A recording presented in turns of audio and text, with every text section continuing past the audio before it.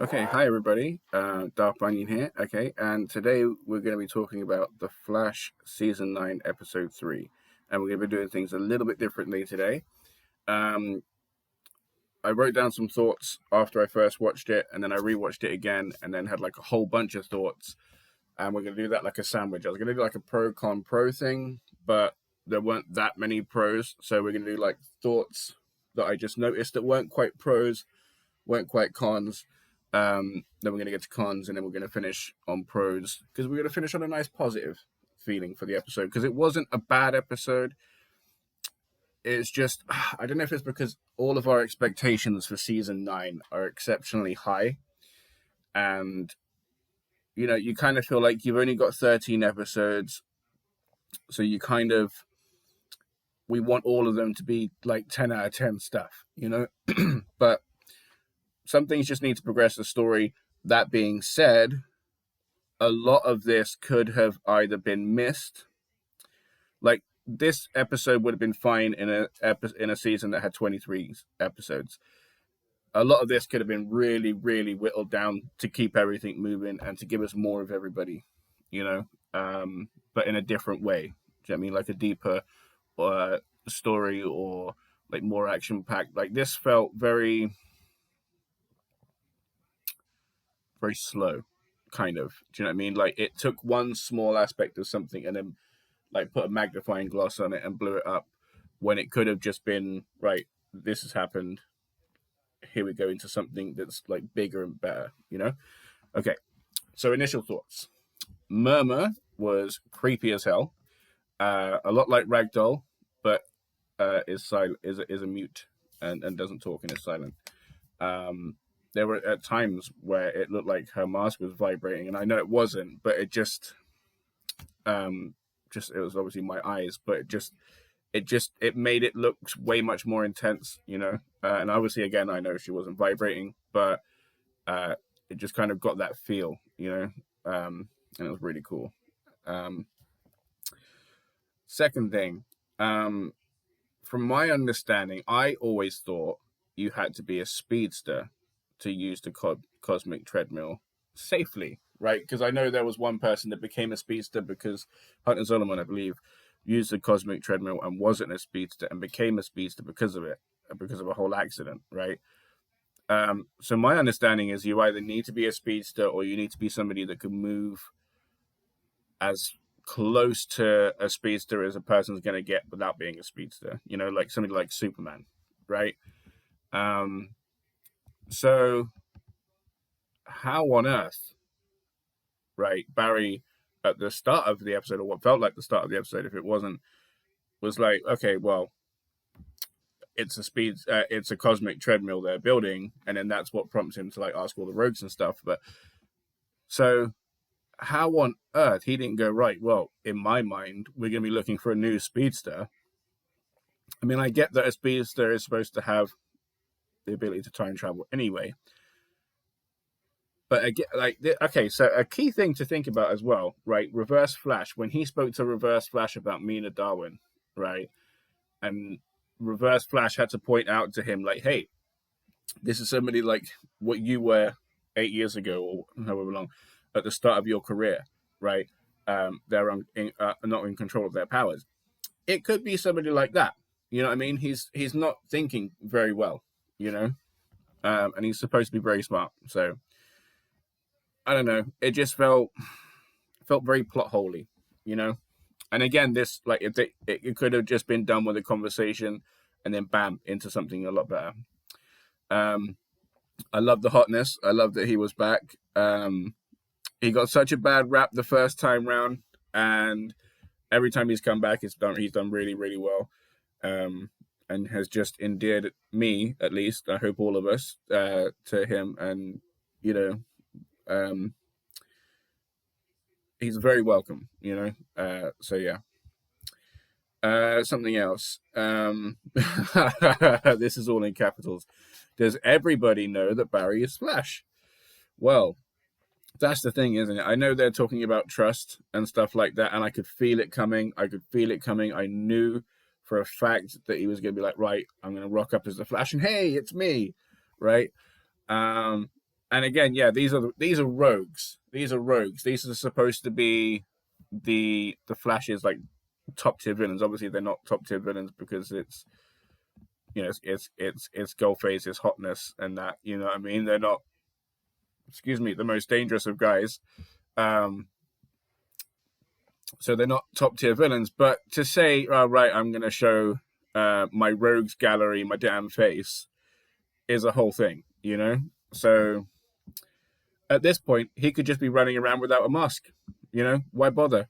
You know, all the bad guys know who you are. I mean, why not show all the good guys who you are as well? You know, um,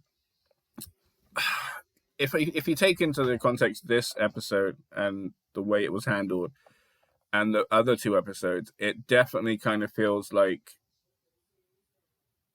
very much like peak Eric Wallace. You know, instead of like going for like spectacle or something like intense and dramatic that makes sense, he's going for like more of an emotional kind of connection to draw things out and like make you like kind of go ah, you know, as opposed to like, whoa, that's nuts, you know. I think he's going for more of that kind of reaction.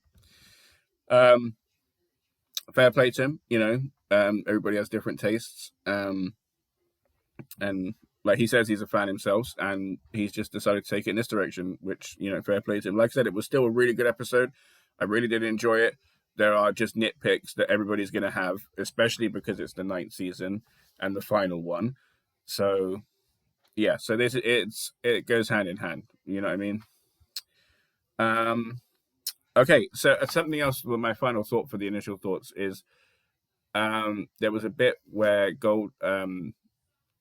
Barry and Hartley get taken by Goldface's crew, and then Barry's just like, he just likes to make an entrance, and you could see that he just does not see him as a threat whatsoever. I mean, why would he, right? But it's the fact that he's almost humoring him, you know, that I kind of got the vibe of like Michael Rosenbaum's animated Flash, and how he like treated the trickster, Mark Hamill's the trickster, I think it was, and saw the person rather than the criminal. You know what I mean? So yeah, it's funny, and it's adorable. You know. Okay, so now we're gonna get to the things that aren't quite complaints, aren't not really like 100% like nitpicks. They're just kind of things that we're going to point out that I couldn't help but notice. One of which is the formula of the show. I mean, every show has like a formula, something. Sometimes they kind of change it up. But once they find something that works, obviously they're like, right, well, let's kind of like stick to this, branch off a little bit, but let's stick to this main kind of thing that works, right? That's understandable and that's fair. That being said, you can't help but see it, right? Especially when Iris had her pep talk with Barry and then immediately stood up, right? And then that's when I was like, okay, well, now we know that the solution is here. The solution is coming. Like, they're going to be figuring it out because they've had their little pep talk, and here it comes, you know? And again, that's not really a con because it's how it works for them. But again, once you're 9 seasons deep and you're a really big fan, you kind of see it. You can't help but see it. So, okay, this is another thing. Now, it might, I don't know, I'm not going to like blame my Asperger's or whatever, or on being on the spectrum, but I genuinely couldn't tell that Iris needed to apologize, right? So when she speaks to Chester and he's like, okay, I have no idea. So she's like, great. Okay. I'm trying really hard to write something. And no one knows nothing. Great. I'm going to take 5, right? To me, that was just like, okay, she's frustrated. Cool. Like, she's going to go off and cool off. Like, that wasn't like, I'm annoyed and I'm going to attack you. That just seemed to me more like, I'm annoyed. I'm going to go and think about it. So the fact that there was a whole thing about her feeling the need to apologize and him saying it's fine and that just, I don't know, it just kind of hit me weird. And again, um, I mean, it might have been a little bit selfish because it started off with, um, I need to do this, I need to do that, which obviously implies the pressure she's feeling. You know what I mean? And she's talking about like Pulitzers and stuff, so it's not nothing, you know. Um, and he's like her go-to guy. He's the tech guy, you know. So yeah, you're allowed to express that you're annoyed. You know, I don't understand. Um, so something else I couldn't help but notice, and this could be just my memory, but I don't. I did we know that Goldface had healing powers and was gold underneath? Like basically, he's like a living Oscar statue, which is a real trip. Don't have a problem with it whatsoever. Because you had like, was it Gridiron or whatever his name was, the like Barry's bully that had to like turn it on. So I always thought it was just like a control of gold, but basically he's like a gold person with a skin suit on. I wonder how goldy he is. You know, how far down does that go? But yeah, I fully didn't remember, and then like seeing him heal was really cool. Because as well, like they didn't just have one just like slab of gold. It looked like you could see like the indentations of his skull and stuff, and like the shading and everything looked really cool. So the mutiny, you could say with hindsight, you could see was Mark being quite clever and manipulating the situation for his own ends, no matter what. Do you know what I mean? If he was going to work with Barry, if he wasn't going to work with Barry, either way. If anything, if he wasn't going to work with Barry, it might be a little bit easier for him, you know? So I kind of noticed that, and it was quite cool. Something that Chester said. Now, this isn't in the cons. This is because, or a pro, really. It's more of a what? And that's the implication that the tech in the reverse flashpoint is better than on this Earth. You know, at least with Gotham, not Gotham, at least with Wayne Tech in Gotham, right? So like he's saying, oh, it's Bleeding Tech like miles ahead of what they're doing now at the edge of their research, right? So I couldn't help but think like I wonder what else is better in Reverse Flashpoint. Do you know what I mean? Like, did he make it a better place just to give Barry the middle finger? Do you know what I mean? Because then I don't know. Like lives are changed, but he's genuinely made the world a better place. Do you know what I mean? Like, say for example, right? He's created Reverse Flashpoint, and he's like, it's a whole different reality. But he's ended world hunger. Do you know what I mean? Cured a whole bunch of diseases. Do you know what I mean? Like, because of future ideas and stuff like that. Like, how would that work? Would Barry then be the villain? Because I mean, he's only fixing what was.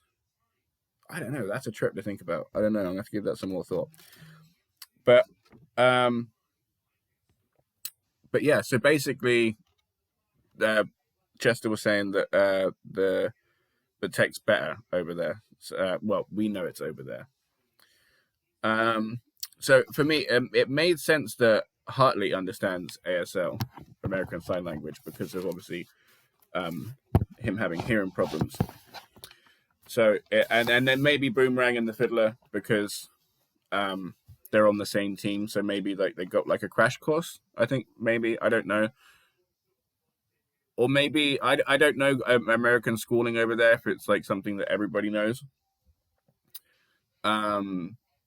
Here it's not like sign language isn't taught like in every school. Well, I mean, it's something you can like it's like an elective, I think. Do you know what I mean? It's something that I chose to learn, and I still remember some of it, but not not everybody learns sign language. So I'm wondering if it's the same over there because everybody understood murmur, you know. So that made me wonder because like some people, yeah, it makes sense, and then some people, I don't know. So I'm gonna have to ask one of the midweek free crew how sign language works over learning sign language works over there. Okay, so the other one was, it was funny to me that the rogues suited up to take out the generator, right? So they've done the whole, we got our outfits on, and we're going to be stealthy and we're going to sneak into this place. Right, we're in. Now let's get on our super evil gear, right? To take out a generator, right? I understand that it was for the fight that was going to happen, right? But they didn't know that was going to happen. Do you know what I mean? Like, if anything, it would have made more sense for them if they were trying to sneak, to kind of like stay in character while trying to sneak their powers. Do you know what I mean, or something like that. So that was a bit of a giggle for me. Also, this nearly made it into the cons, but again, it was just me noticing it. But Goldface is so slow, right? Barry rocks up behind him. Like, first he's like, you can see the back of his head, and you see him turn, and he's looking, and then he looks at Barry for a full second, and then goes, "I'm like, what are you doing? What are you doing?" Like, I mean, like, oh, it's a person behind me. Oh, wait, it's Barry, right? But like, it was so slow. Like, it should have been sooner. Do you know what I mean? Like, Barry is very recognizable just because he's in the coveralls. It's not a whole Superman thing of like glasses and that. You know what I mean? You should have been like, oh, Barry, you're right, what you said. Nothing else. You know what I mean? They didn't need, like, oh, who is that? Oh, it's Barry. That was a bit silly. Okay, so cons. We got to the cons. Okay, there are a couple here. I say a couple. There are a good few. Okay, so at the start of this episode, as cute as I found it, I did not like the whole, we sat here for 40 times in flash time making a creme brulee. So basically, instead of just trying at home, you know, or whatever, like getting the recipe and then trying at home, whatever, or like, I get that they're rushed for time, they're trying to do it all quick or whatever, but like, just the fact that they've gone and listened to this woman, and then he's given her like the speed force bit to make her super fast as well, and then they've rushed around the kitchen while everyone's just stood there as statues, and then how the hell they got the oven to work at that, like doing that. Do you know what I mean? Or is he just like heating it up with lightning? I don't know how that's working, right? Do you cook a creme brulee? Even a little bit? I don't know. I don't know how you make a creme brulee, right? But the fact that they're doing it 40 times over, just try and fail. Do you know what I mean? Try and fail and be okay with it.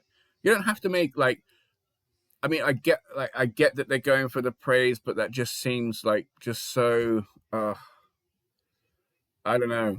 You know what I mean? Like, oh, come on. I mean, everybody likes being a prefect or whatever, but that's just too much. That's too much for me, you know? So yeah, it just, that whole thing, like, I mean, I know when we were thinking about it, it's like an off the cuff kind of thing, but yeah, just accept the fail. You know what I mean? If you're not good at it's creme brulee, it's hard. It's hard. It's okay to fail. So yeah. Okay. Second thing, there is a difference between being naive and innocent and being stupid. Okay. Now, Keone went in an elevator that has buttons, right? And you press down, down, and it's got like a whole bunch of floors. So if you're on the ground floor of somewhere, on the ground floor, and you press down, right, your brain's going to tell you, we're going underground, right? How she's sitting there, it's a goddamn mystery. I don't know, right? I get what they're going to, oh, childlike innocence or whatever, but even a child wouldn't put that together in the damn elevator, you know? So, yeah. Okay, number 3. And this is, again, in capitals, all right? Oh, my God, the flashbacks, okay? So, episode 1, I give them a little bit of benefit of the doubt, right?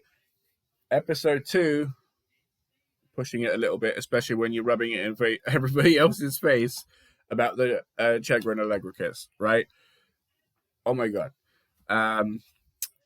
But now it felt like a bit too much. It felt too much. if you're gonna do all of that stuff, like do it at the start with like previously on or something like that. Do you know what I mean? Stop breaking up the story to tell us something that 70% of the audience know. You know what I mean? It's not needed. Okay, I sound like I'm ranting, but again, we're in the con section. Okay, next one. Being in prison or not, okay, right. So being in time prison, the legends, okay? Whether or not they are in time prison, for me, because of everything that is attempted here and or being done, the legends should be aware of it. Like someone should rock up and say, well, something's happening here. You know, I get that it's an issue that the Flash wins, so obviously, like, an aberration might not be happening, but yeah, I don't know. It just feels like this is something that should be on the radar of the legends, you know. So, how did no one see that camera? This is the next one. There was a camera while the Flash is sat there talking to Goldface, and how the hell she even knew he would be there is a question for somebody that I don't even know who to ask. But A, how did Red Death know that they were going to be there? B, how did nobody see the giant light that was 3 feet from them in somewhere that was like a big dark wall? There was no other lights. It wasn't like it was hidden amongst something. It was hidden in darkness, and it was a light that was attached to a camera. So yeah, no one saw that. Okay, so savior or hero or not, Barry is a criminal. He's just broke into a military facility and stolen something. For the greater good, maybe, but the man is a criminal. Just let that settle there. The dude's a criminal. Like, this is, for me, this is much the same in the way of Nightwing and Batgirl stealing to offer an improvement in security with other people. Do you know what I mean? Like, you're stealing something to have it not be stolen just because you don't get along with the guy that's doing it. That does not mean it has to be farmed out to villains. Do you know what I mean? Like, just because you don't have to have, or like, just because you're, he doesn't want it to come to Star, he won't want it to come to Star Labs. That's fine. That's fine. You still know other people in the DoD. Do you know what I mean? Your best mates with Cisco. Calls can be made. Do you know what I mean? Before the drill tomorrow. It's crazy. There are a million ways around this. Okay. So I definitely, this is the next one. So I definitely feel like the Chester and Allegra stuff, as fun as it is, should have been dealt with before now, right? So basically, now she says that the whole reason that she's not going into the relationship is because she doesn't deal with family. She really intensely cares for Chester, and she doesn't want to ruin it and sabotage everything just by being who she is or whatever, right? Okay. She is in a quote-unquote family, surrounded every day, right? This was a story that she was dealing with like 2 years ago. She should be over this. Do you know what I mean? And they've had intense moments. They've had moments together. Like, there was a bit where they thought the world was going to end or whatever. And I can't remember. But basically, they've been near missing this the whole time. And, like, it's obvious they care about each other. The kiss finally happened. The drama should have stopped, right? My point is not to say that, like, let a man or a relationship define her, but she is already a strong, independent woman, right? She had that thing with Esperanza or whatever. She's grieved. She's a manager. Do you know what I mean? Like, she's full on helping run a business and be a side superhero at the same time. You know, she's got a lot going on. She's with people that she has to rely on constantly. You know, so to say that, I have trust issues, is not being fair to her, I think, and then we could see her being happy. Do you know what I mean? Like Barry, I think her emotions and her powers are tied together. So then we could see her being stronger, and just exploring her powers, seeing her happy in a relationship. We can see a whole bunch of stuff. It doesn't have to be a whole bunch of near misses and stuff. Do you know what I mean? That's not sitting there keeping people drawn in the whole time. It's exasperating people a little bit because we've sat here for 2 years with the near misses. Do you know what I mean? So, yeah, just get it over and done with. So, another con. When they finally team up again for the second time and they walk off, there's a small little voiceover about when Hartley says, "Oh, don't drop it when you get it." And then as they're walking off, the voiceover is like, "Oh, he always thinks we're going to drop it." That doesn't make any sense. 2, the people that are talking in the voiceover, some of them still have their faces to the screen, or at least the side of it, and aren't talking. Right? The whole thing was just a shambles on that part. So, the next bit, the way Hartley fell, right? So he's fighting Murmur after they have the little chat. He's fighting Murmur, and then he charges at her a bit, like a foot, maybe 2, right? And then she blocks it or whatever, and then all of a sudden he's just flying. There was not that much force into it. Do you know what I mean? It was so overdramatic. Honestly, it's making me long for the days of the fights of Arrow. That being said, I understand it was for the dramatic shot on the floor, right? I know that, but there were other ways to get there. You know what I mean? So yeah. Also, during the same fight, Hartley's hood, right, kept going in front of his face, right? There was a point where, the hood fell over his face and his arm went up, right, to block, because that was the sequence of events. But it happened at such a time that if you were in a real fight, his arm would have gone up and you'd have just stopped and gone, okay. And then just bang, bang, bang, bang, or whatever. Do you know what I mean? There would have been so many openings if it wasn't a choreographed fight. So, yeah.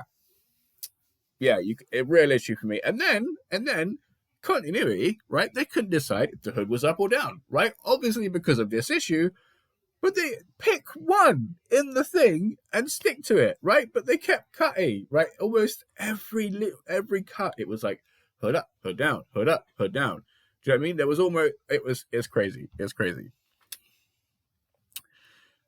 So yeah, back into what I was saying before this is one I had is, I honestly don't understand how long it's taken them this long to work out that it's a speedster. Didn't even work it out. She came in and hit him, and that was it. Do you know what I mean? The whole time it's oh, the benefactor could be anybody. Ooh, who could use a cosmic treadmill?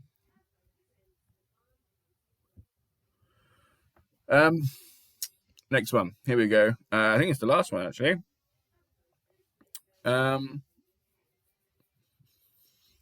So, right. Now, this is tying into the problem with Barry recruiting rogues, right? Right at the end, Barry says that, Team Flash can't do this alone. No, we're going to need your help. Now, the problem I have with that is obviously the fact that Earth Prime is littered with heroes. Not only Supergirl, Black Lightning, Black Lightning's kids, a whole bunch. I'm blanking right now, but there is a bunch of them. Batwoman's missing, but Luke Fox is still around. You know? Legends are in prison. Ray's around. The people from, Ray from Armageddon, yeah. I'm trying to think, was anyone else from Armageddon? Supergirl's friends, Brainy, Martian Manhunter. Do you know what I mean? Obviously, they can't get everybody, but there's a whole thing. There's a whole thing. There's loads. But no, we're gonna like Arrow's team. You know what I mean? Cisco, Diggle, a whole million of other people that he could have asked before saying, right, let's get a team of criminals and do a criminal plan. Yeah, that's the best idea. Makes no sense. Right. So now that we got that out of the way, let's talk about the pros. Okay, we're gonna finish strong. We're gonna finish happy.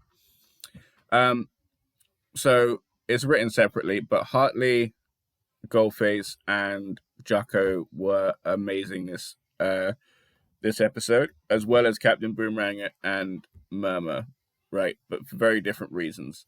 So Hartley was very charismatic and very fun.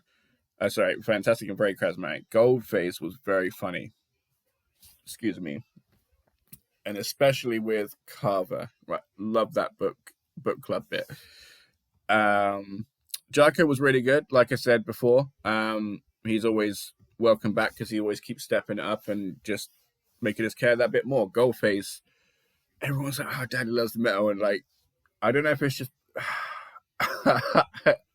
Love as a Battlefield was, I don't know, right? But him and Barry have a really good chemistry. They're really funny. And as a group, they were really funny as well, right? Obviously being manipulated to hell by Mark, but they work really well I say work really well. They're really funny together as a group. You know what I mean? So yeah, love seeing this group of rogues together on the hero side. They have great chemistry together. Captain Boomerang and Murmur. Not the biggest fan of the Fiddler. I mean, I liked her better in this episode. I did. I really liked her in a lot better. Excuse me. Really liked her a lot better in this episode. But Captain Boomerang has just such a fantastic presence. I really like him I'd love to see more of him, you know, and I would have loved to have seen more of him throughout the show. But sadly, that's not going to happen. So yeah, Murmur, whole other level, just creepy as hell. Creepy as hell. That mask works really good, especially with that hair, you know. So I love that Mark gets trolled for his outfit. That is hilarious. So yeah, okay. So the last thing I think it is, although I think I missed something out, but I'll talk about it on the Midweek Freak. So the last thing to talk about is Red Death, right? And the entrance, and it was fantastic. It was just, it was just phenomenal for me.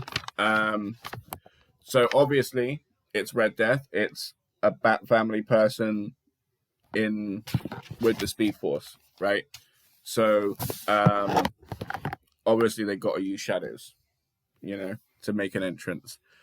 And what a hell of an entrance! Just to walk in, you know, and then all of the lights. So obviously they know how to use shadow, and I'm so glad the people of the Flash used it, right? Because I keep either getting ignored or like just eye rolled at this, right? Like I'm trying to be a dick, but I'm not. I just can't help but notice it. If you watch the Flash, including Jay Garrick, right? If you watch him on another show, like 90% of the time they do not get the lightning right. They're a shade off. It looks different. In Crisis, Barry rocks up and his lightning was red. I understand there was red skies at night, but that shouldn't mean his lightning was red. Anyway, so yeah. So it's nice. What I'm trying to say is it's nice that they were like honored her like that. Do you know what I mean? So yeah. I saw some people were a bit like, how does she take his speed? Well, for me, I think about Wally doing like the whole flower, I forget what it's called, lotus flower with the Speed Force, right? Everybody does something different. Barry's really good at phasing and lightning or whatever, right? Wally's more in tune with the Speed Force and like like can just really, really manipulate the lightning, you know. And what was the other one? Like the point is that for me it makes sense, right? So like when the Reverse Flash, his whole thing was about getting faster. It was never about taking Barry's speed. For the whole of Series 1 and like the 15 years he was trapped here, his whole thing was making Barry faster. Like, let's get in a Speed Force, let's make him faster, faster, faster, so I can take all of it at the end to get myself home or whatever, right? The whole point is to hurt Barry. It's never not about consistently making him slower, right? So like we never saw that trump card of him to do it, right? But you got to think, a Bat family member, their whole thing is intimidation and fear, right? And like, so think about that, right? Plus, like, the Bat family people are tactical geniuses, right? For the most part, anyway, especially Batman, right? So that's a fantastic trump card to have. So, if, say, for example, you're in a fight, it's not going that well, boom, take their speed, you have the upper hand, you won the fight, right? So, anyway, just to walk in, boom, I'm a speedster, I've come in and I've hit you, boom, now you're sat there without any speed. That's going to make you crap yourself, and especially when you know that's the person that's taking your speed, and from a distance as well. That was my only issue, was the fact that it was from like quite a bit of a distance. But yeah, all in all, it made sense for me, all of it, and I really enjoyed it. Can't wait for next week. Next week's a two-parter, so we're gonna see how that goes. I'm gonna gotta wait for the like, because you know, like, it's gonna be set up payoff. Do you know what I mean? Even though like it's gonna have a climactic moment, the climactic moment is gonna lead to the giant climactic moment. So yeah, it's excitement with a little bit of gotta wait a bit again. So yeah. Again, I'm really loving this. I did like the episode. I sounded like I had a shitload of criticisms, but I really did enjoy it. I sat there and had a lot of fun, and I would say I would give it an 8 out of 10 myself. So we're gonna be talking about it in a little bit on the Week Freak. So you may or may not see this video before. Hopefully, I'll see you on there. And yeah, tell me what you thought about it. I'm really interested, and I love having a conversation in the comments. Usually it's about lightsabers or some of the lightsaber videos. So comment down below and then let me know what you thought about the episode. And I'll see you all soon.